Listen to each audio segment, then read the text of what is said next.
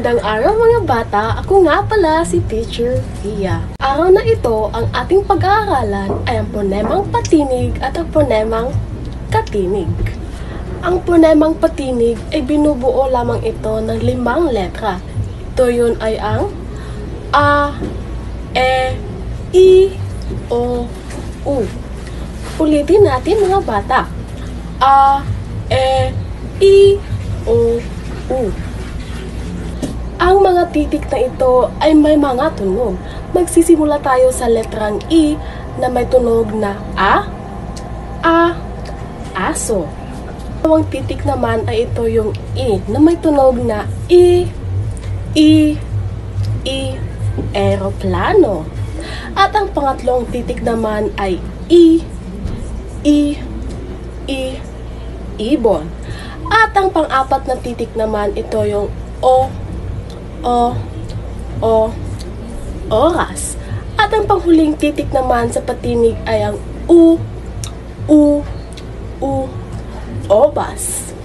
Ponemang katinig ay binubuo lamang ito ng 15 letra. Ito yun ay ang B, D, K, G, H, M, N, G, P, R, S, T, W, Y. Isimula tayo sa panlabi na may 3 letra. Ito yung PBM.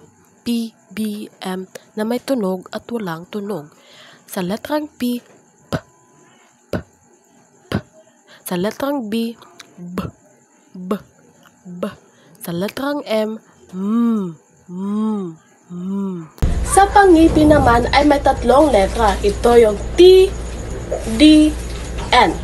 T, D, N na may tunog at walang tunog. Ang tunog nito ay T, T, T. Sa letrang D, D, D, D. Sa letrang N na At sa panggilagid naman ay may 3 letra. Ito ay ang S, L, R. May tunog at walang tunog. Sa letrang S, sa letrang L, sa letrang R, At sa palatal naman ay may 1 letra lamang ito. Ito yun ay ang Y na may tunog na Y. Tabulars naman ay may 4 na letra.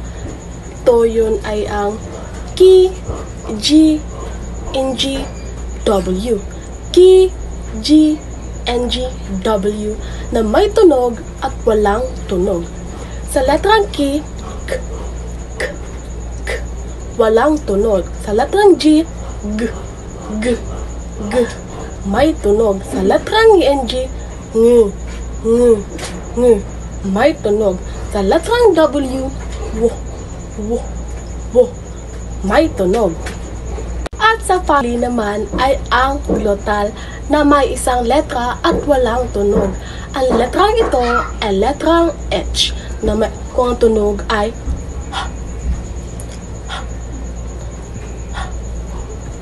Yon ang mga tunog at wastong pagbigkas na ponemang patinig at ponemang katinig. Lamang lahat at maraming salamat!